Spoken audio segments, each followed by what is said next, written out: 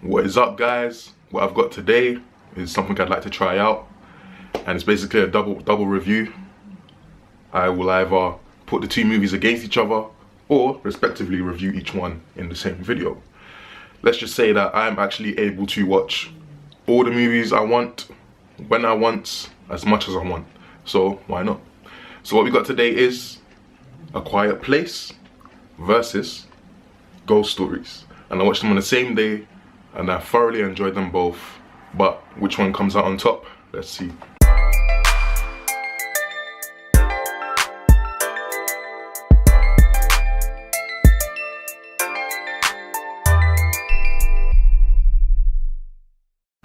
So,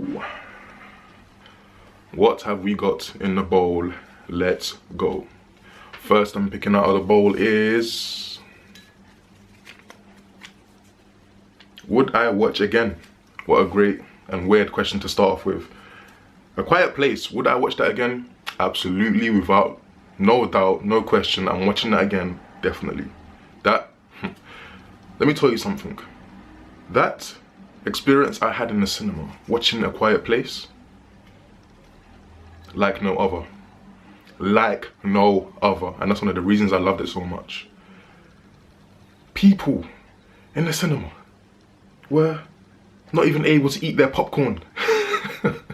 That's how quiet we had to be, or that's how quiet the movie subconsciously made us.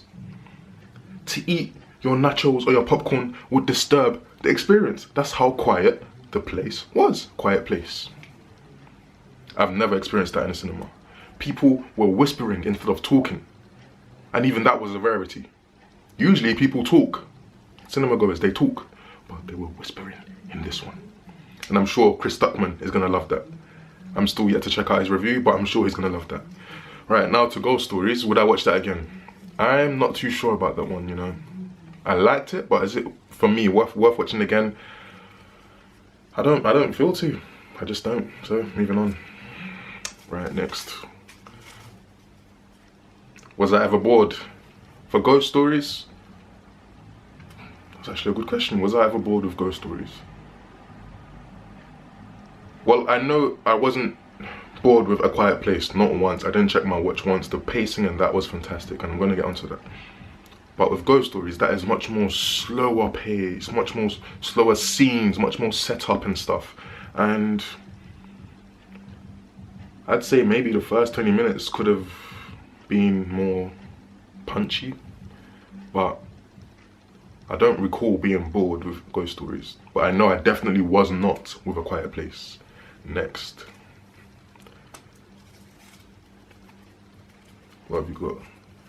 Actors, audio and editing.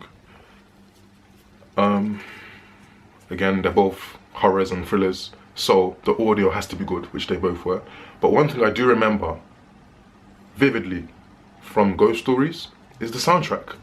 And I love that soundtrack. It was this kind of Harry Potter vibe with a lot of violins and strings, and it just felt quite majestic, that soundtrack. And I know that, I've learned that this movie is based off a stage play, like something you'd watch at the theatre, and they adapted it into a movie. I don't know if that soundtrack is from the stage play, but if it is, that's pretty cool, and that's a wonderful soundtrack. That's what I can remember for the audio with Ghost Stories. As for A Quiet Place, I do not remember the music with this, but that's because the movie was like 65% quietness, you know? So what I will talk about is the editing for A Quiet Place. And what I didn't like was that as you're watching the movie, it puts up these superimposed text, and it says something like 490 days or 407 days or whatever. And basically the movie takes time jumps, so it uses that to tell you how much time has passed. But I felt like doing it by such a large amount of days, I'm not exactly great at measuring that whilst watching a movie. So I would have preferred to see so and so months later, so and so years later, rather than, you know, the days thing, which was not a good way to gauge how much time has passed for me. And that's that. Story and dialogue. Right, what did I speak about? Without spoilers.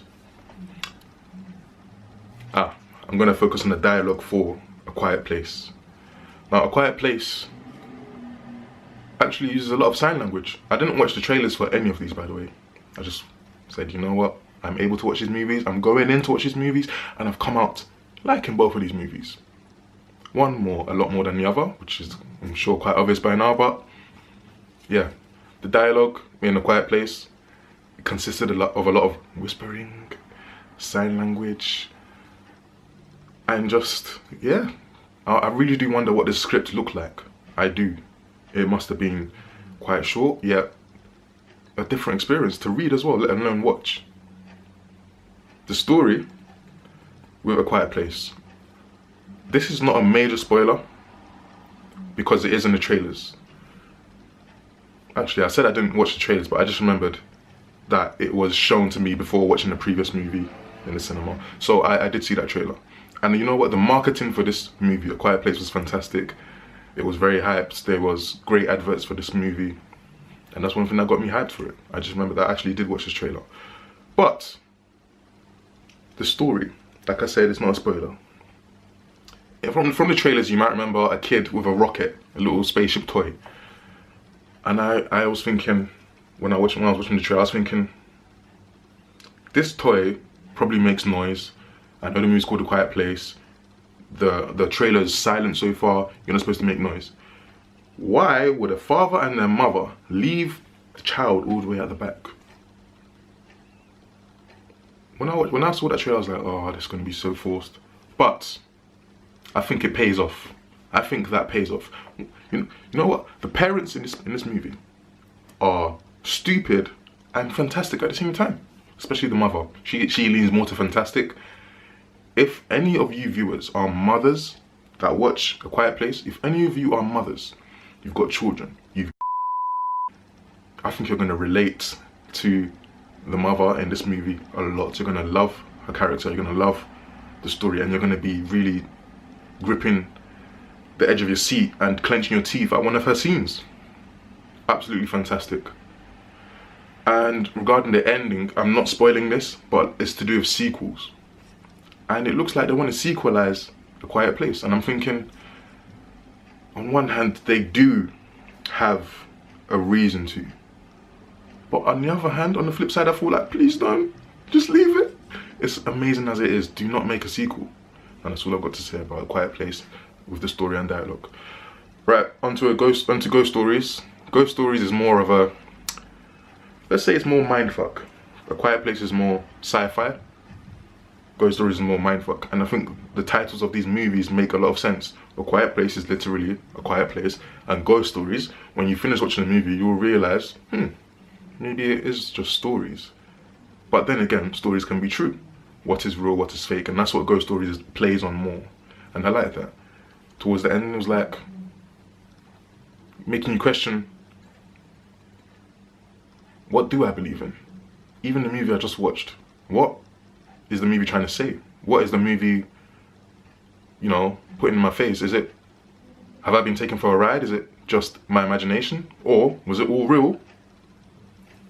And that's one thing I liked about Ghost Stories. But yeah, with dialogue, I would say this movie is very British.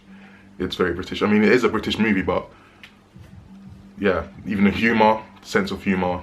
You got Andy Nyman and Martin Freeman.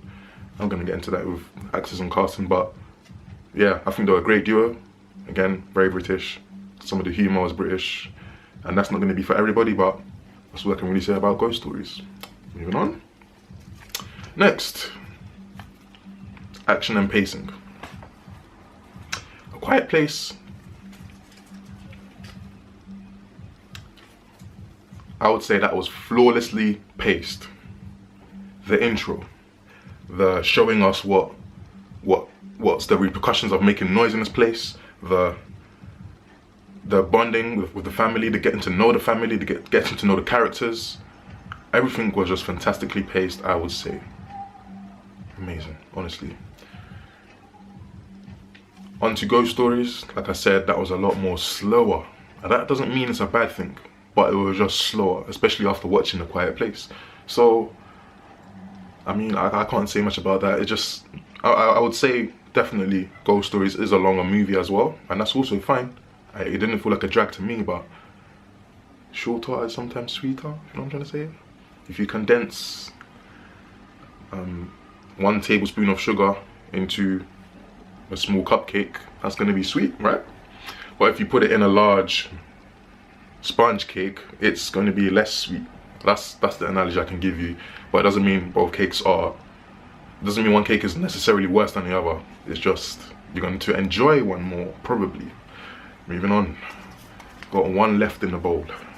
So this is cinematography and visual effects. For A Quiet Place, I did not notice any.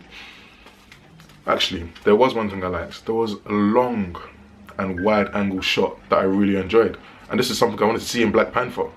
You know, focusing on the environment and the scenery. This movie did that.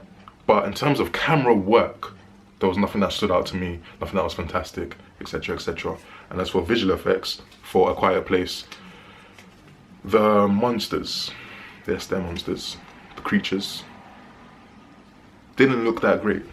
But that's fine, because I've said it before, I don't go to the movies to see phenomenal CGI.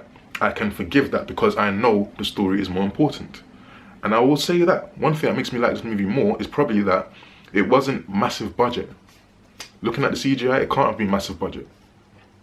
So, for me to enjoy the movie that much, and the budget wasn't that large, or, you know, I wasn't astounded by the CGI of the creatures, that must mean this movie really holds its own in terms of story, in terms of thrill, in terms of suspense, which it totally did.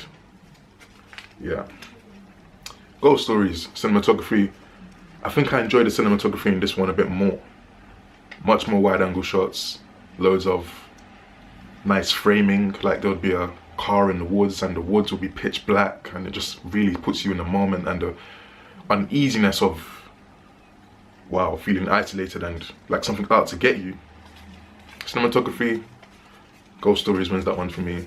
Visual effects, it wins this as well. It wins with the visual effects as well, because there was stuff that must have been digitally altered, but it didn't seem fake. It didn't seem computerized. It didn't seem digital. I bought it, basically. So it seems like that's where Ghost Stories wins, with the cinematography and visual effects.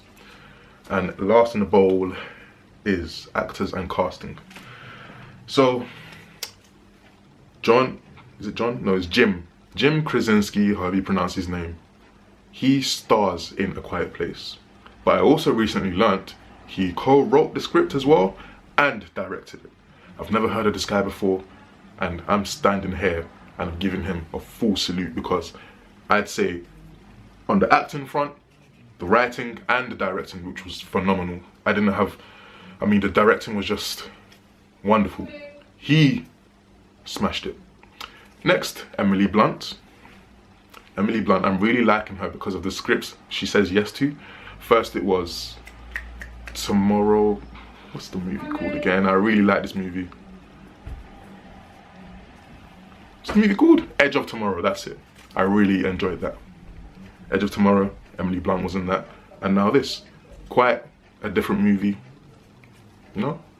Different, and it's quite sci-fi based, and yeah, Emily Blunt was fantastic in this, especially with that particular scene that I cannot spoil, and I will not spoil, and no one should spoil, because that is